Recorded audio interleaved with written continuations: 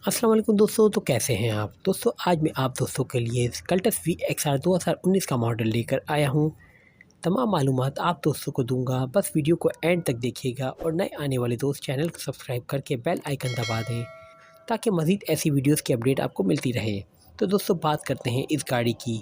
इसकी माइलेज की बात की जाए तो ये अब तक 8000 किलोमीटर चल चुकी है। ये वाइट कलर में गाड़ी मौजूद है। इसकी सस्पेंशन भी 100% है। इसके टायर बिल्कुल न्यू हैं, बिल्कुल न्यू इसमें बैटरी लगी हुई है।